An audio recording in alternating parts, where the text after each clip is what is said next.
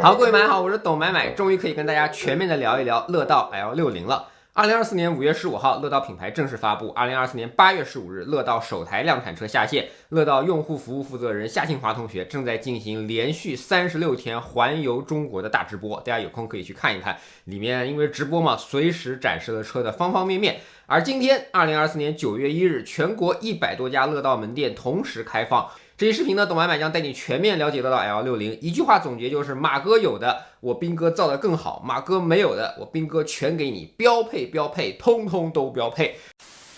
那快速过一遍外观参数吧。长4828毫米，宽1930毫米，高1616毫米，轴距2950毫米，妥妥的标准的中型 SUV 尺寸。与竞品 Model Y 相比呢，整体尺寸上还是要大上一圈的。颜色方面呢，目前已经有了晨曦橙、海岸蓝两款命名的颜色，另一款呢，在现场我也看到了银色以及白色都看到。那据说呢，还有额外3种颜色可以选。颜色呢是否收费不知道啊，9月下旬的发布会就知道了。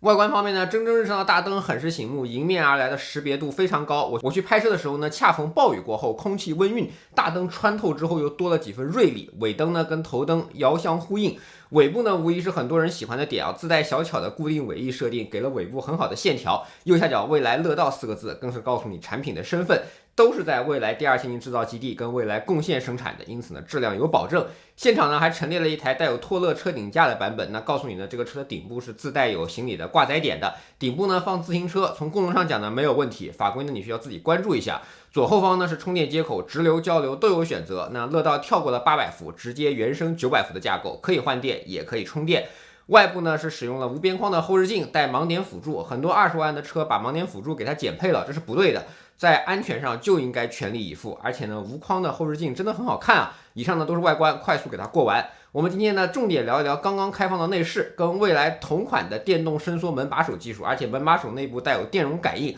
手搭在上面，门呢就自动打开了，很优雅。虽然呢门不是电吸门哈，但是比外的自己要伸手进去抠那么一拧。冬天呢，这个门把手还有被结冰打不开的风险，乐道的门把手呢显然更加好看，更加优雅，也更加实用。打开车门呢，前门是双层隔音玻璃，映入眼帘的是非常高阶、温馨而有科技的内饰。比如仪表台的分层，你很明显能感受到 Neo 的影子啊。巨大的17英寸 3K 显示屏又比 Y 大的真的好多，显示面积呢是 Model Y 的 1.25 倍吧。考虑到影音需求呢，这块屏幕抗反射、抗防眩光，而且呢是 P3 色域的色彩标准。屏幕的亮度呢更是达到了1200尼特，自己亮非常重要啊，因为车呢在外面行驶的时候是要对抗外面的阳光的。Model Y 的是800尼特。而且呢 ，L60 创造性的使用了 5.35 毫米3等边极窄边框。虽然呢这种东西是数码产品带来的取向啊，但是这个窄就是视觉上给你好看啊，就是薄呀，就是高级啊。实际驾驶的过程中呢，也没有因为夏天强烈阳光而出现看不清的问题，哪怕使用深色的主题在白天也是很 OK 的。方向盘呢是未来第2次使用非圆形的方向盘啊，第一台是 ET9 啊，现在 L60 也换了电容方向盘呢，使得辅助驾驶更加方便，而且呢做工非常细腻。前方呢你以为跟 Y 一样是空无一物，结果呢乐道提供了13英寸的 HUD， 乐道跟未来一样真诚啊，这里的13英寸说的是硬件的投影尺寸，有的企业呢会宣传自己投到玻璃上的那个尺寸，给一个好几十英寸的数字。不真诚，乐道这13英寸其实非常大了，而且 HUD 显示也非常丰富，有地图、有导航、有 ESD， 绝对足够使用。还有一个非常重要的一点是，乐道的 HUD 的速度显示是一套通过独立链路所获得来的数据，而且使用独立冗余的芯片来支持的。这样做的好处是什么呢？哪怕你的车机的娱乐系统死机了，你不至于没有时速可以看。但是如果像 Y 这样只有一块屏幕显示速度的，虽然大屏死机不影响驾驶安全，不影响 AP， 但是你就没得速度看了嘛，对吧？乐道 L60 用了 HUD 之后做得很好，你没有仪表盘必须要有 HUD 的。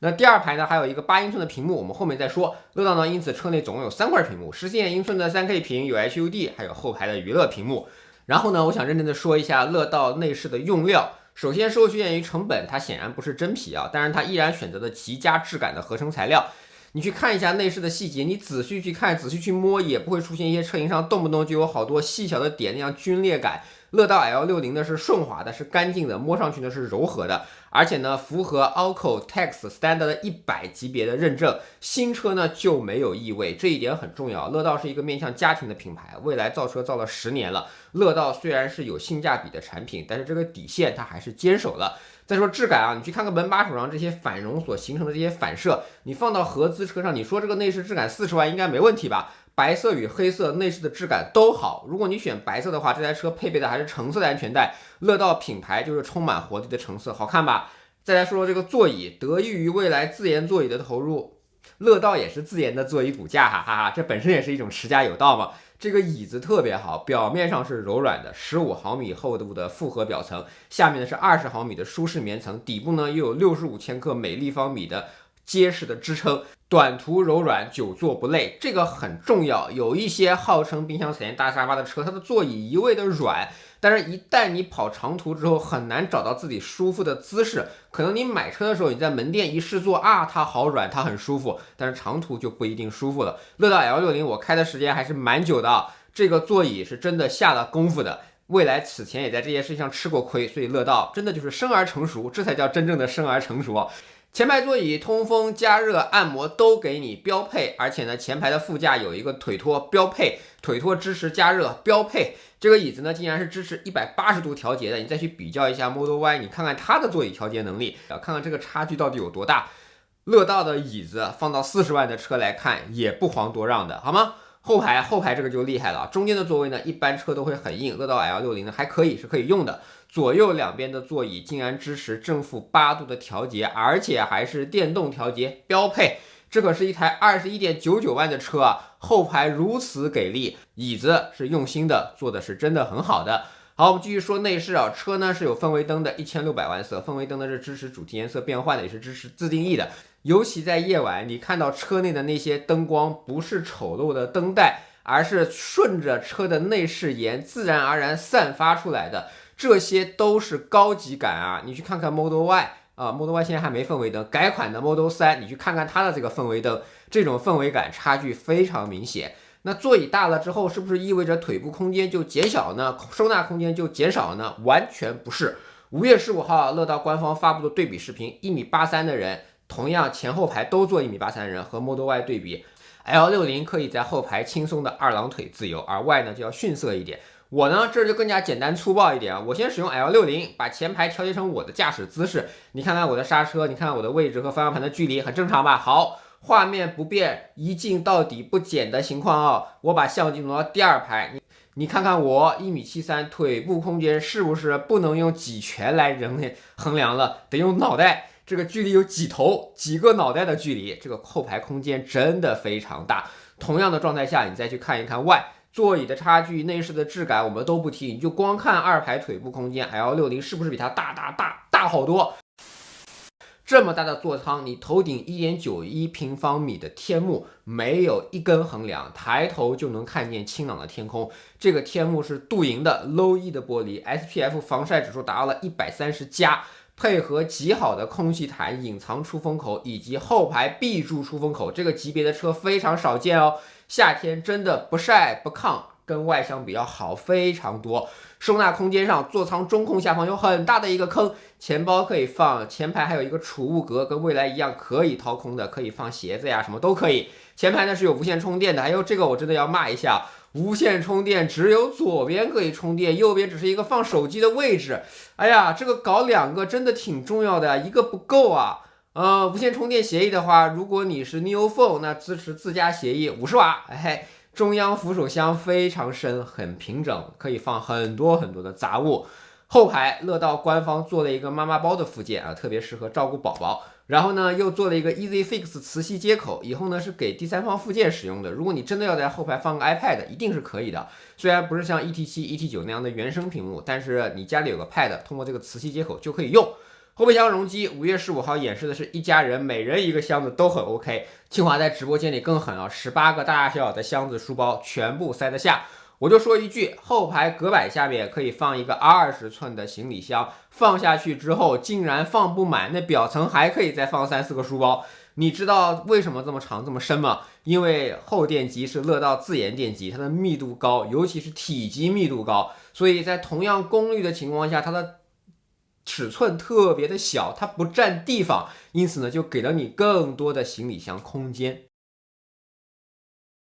要睡觉要露营，来吧！2.3乘1.4米的大床房，这个长度可以让2个人睡得很好。现场呢没有展示床垫，非常遗憾，我只能给大家看一看这个效果图。乐道以后呢是会卖这个床垫的。我最喜欢的功能呢，不是这个把完全放倒变成一个大床，我喜欢其实是沙发床功能，因为很多时候呢，我并不需要大动干戈去搬出所有的行李造一个大床，我只要有一个够长够舒服的靠，让我呢午休看看视频啊就挺好。乐道 L60 的这个设计就很棒啊。手动拆掉头枕啊，这是唯一需要你手动干的地方。然后点击后排屏幕的启动沙发床，一张1.8米长有靠背的沙发床就出现了，躺在里面的空间感特别好。可以利用17英寸的中控屏看屏幕，可以用后方8英寸的屏幕充当控制器，也可以同步去显示画面。配合 OnVO Sound 乐道自己的音响，原声7.1.4杜比全景声，看电影、听声音乐，沉浸感都很好，而且还把 Neo 的沉浸声这个频道接入了。这是什么东西呢？很多40万以上的车都会有7.1.4的全景声，但是他们的音源不够丰富。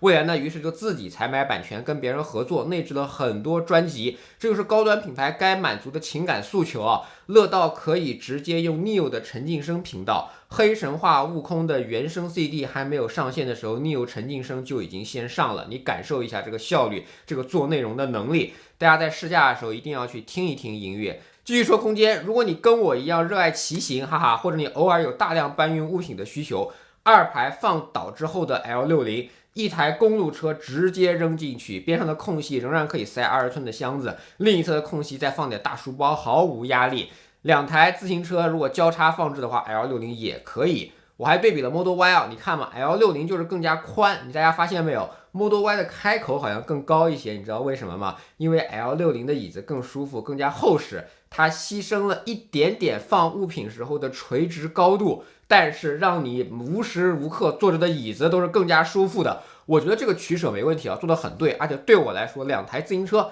的龙头这个东西还是很宽的，动辄就是40多厘米高啊，两台车放进去也没问题，我觉得是够用的。昨天呢，命名为 Coconut 椰子的这个智能系统已经发布了 ，L60 呢系统已经解密了，我就说几点吧。你刚才看到的全都是表象，底层的一个都没说。底层的硬件呢是 8295P 的芯片，注意是带 P 的版本，满血的版本，24GB 的运行内存，256GB 的车规级闪存。搞这么高的规格，乐道是希望你这台车在接下来的10年智能座舱可以持续好用。这一点比很多20万的车都要厚道。如果你今天开的车还不是智能电动车，甚至是燃油车，你去看看销量榜单啊，随着电动车占据过半，燃油车成为小众之后，接下来的5年，你的车不仅贬值速度很惊人，而且你因为没有智能化，你就眼睁睁的看着你周围的人开车的时候如此轻松，如此有简单的交互，很多东西你只是没有用过，你觉得没有用，一旦用过之后，那什么 CarPlay 跟乐道的车机相比，差距至少有10年，好吗？乐道 L60 在20万级别用了尽可能的高配置硬件来做车机，就是希望你在接下来的10年中，作为软件的交互还是 AI 的能力都持续可用。这些还都是很表层的东西，底层未来自研的 SkyOS 天书系统，乐道在用。技术方面呢很复杂，你知道乐道领先了一代就行了。虽然这么说，很多人不服气啊，凭什么你说领先就领先是吧？但是呢，这个 CCC 真的极为复杂，它显著的降低了各模块之间的通讯成本，是未来度过2019年难关之后，2020年开始历经多年烧了几十亿的成果，把业界传统的 AutoSAR 这样的东西形成了一个国产替代。这个东西拼的是决心、毅力、技术、下狠手以及一点点持续的亏损。你们天天骂未来亏损，现在未来搞出来了，领先了，乐道也能用，很快就会有优势啊，就是这个样子。继续再说一些表层的软件功能吧。车机的软件非常丝滑，3D 车控呢现在就已经有了，得益于横屏的设计，不管是那个分屏的设计啊，还是全屏的设计啊，动画呀，感受都很丝滑，整个操作完全跟手。官方说是60帧啊，大部分界面都有60帧，最差也有58帧。你看，真的很诚恳啊！这要给任何一个车企，那肯定说自己全域都是60帧嘛，对吧？多种智能场景模式，露营、宠物、小气、离车不下电之类，通通都有。未来有的，乐道也有，而且乐道做的更细致，比如在露营模式中可以设定露营地日出的闹钟，它是基于地理坐标和时间做的。你看小细节做的很好，对吧？乐道的车机呢也有 IoT 的设备管理，最重要的 IoT 设备呢当然是 Neo Phone， 跟未来一样支持天空视窗，极大的拓展了车机的软件，基本上你可以认为跟手机一样无限制了。而且呢，还做了一些官方附件啊，比如说支持通风的安全座椅，配合车内的摄像头，时刻的去关注宝宝。车机呢也支持采集卡硬件，支持手柄，方便你玩游戏。无麦 K 歌呢，这属于基操了 ，AI 能力更强的 8295P 支持的也更加好。得益于 SkyOS 的先进，它可以精确的控制需要车内激活的单元，哪怕在伊勒克斯的低光照下 ，L60 依然可以进行守卫模式，也就是特斯拉的哨兵模式了。只不过呢 ，L60 的守卫最低24小时可以低到 0.9 度电，让你开守卫模式的时候不心疼电耗啊。特斯拉车主们都知道我在说什么，对吧？Novi GPT 这么多年的技术积累到了 Onvo 上，反应快，懂得多，4驱音区识别，可见即可说都有。而且呢，有了 AI 加持之后，乐道车内的摄像头支持 RGB 以及红外双显示，在暗光也能认识不同的你。会有什么样的好处呢？家里的小主人坐上座，可以触发你一些联动的动作，比如说问候啊、放音乐什么都没问题。本地存储，不用担心你的面容隐私泄露，全都是 AI 功能，希望你去试驾试驾。L60 呢，得益于900伏加5星安全前提下的轻量化设计，比 Model Y 更先进的3电技术，比 Model Y 呢能做到质量更轻，也就是说能更省电。同样60度电池，乐道还能换电。CLTC 续航555公里 ，Model Y 呢是554公里。电耗低意味着就是省钱，这是其一啊。其二呢，你买乐道 L60 的时候只需要买小电池，你再也不需要纠结到底是买标准续航还是长续航了，就是标准电池，因为可以换电的，所以你平时用小电池，等以后有大电池的时候，偶尔你长途出行，那你换电站比较少的时候，你直接换一块大电池就好了，省钱。再者呢，乐道不管是19英寸还是20英寸的轮毂都是非常常见的尺寸，你京东途虎一看几百块钱一条，实惠。甚至呢，官方 APP 还发了帖子说你这个车可以3年不保养，你自己换一换空气滤芯就好了。你看是不是很省钱啊？你要有问题，真的遇到一些问题，比如说车偶尔发生的一些擦碰什么，要去修车去售后，未来售后来给你处理，你是不是更加放心呢？未来可是出了名的服务好啊，对不对？虽然乐道跟未来两者的价格不一样，但是说不定是一个师傅给你修车呢。是新品牌，但是第一天开始你的车就有人管，这个很重要哦。下一期视频呢，你还会将看到乐道 L60 的全域900伏系统到底有多省电，60度的标准续航电池到底够不够用，单颗 Orin X 的程序领航辅助能力到底怎么样，以及说好的换电3分钟怎么就又虚标了呢？逻辑呢稍微有一点散，一次能讲完的视频呢，我被迫分为2期啊，主要是官方的保密协议要求，视频已经拍完了，大家见谅，再期待一下下一期吧。乐道 L60 呢是蔚来公司成立了10年的作品，蔚来主力的销售产品的 ES6 单价比特斯拉主力销售的 Model Y 呢已经贵了将近10万块了，这俩品牌呢已经没有办法直接去对标了，乐道呢就是用来对标特斯拉，甚至是超越特斯拉的存在，这个就是使命。国产新能源这么多年，蔚来把高端品牌做出来，立得住，跟 BBA 的纯电比蔚来的销量都比他们多。为什么我们要把20万这么主流的家庭市场价位、这么热门的车交给特斯拉呢？总需要有品牌去迈出这一步的。如果成了，我觉得不只是斌哥的胜利啊，也是国产产业链的胜利。毕竟马哥造车毛利是不低的吧，斌哥造车毛利是挺低的。要是能把产品做好，毛利还稳住，在这么多标配的情况下，这一定是产业链的胜利。汽车产业背后都是千千万万的就业。不管是出于我是蔚来车主的私心，还是作为国人，我看到新能源汽车这些年的巨大成就而感到的欣喜，我都希望 L60 最终能比 Model Y 卖得更好。我这希望背后最底层还是产品力。L60 我看了，我开了，是真的强，性价比真的高。今天乐道门店就开放了，你去看一看吧。如果你喜欢，你就下个预定金，2000抵6000。如果你最终真正提车的话，这省了这4000块钱，也是好几年的电费呢，好吧？好了，以上就是抖歪歪关于乐道 L60 的静态的视频，希望你能喜欢。那期待下一期动态的视频，我们再见吧。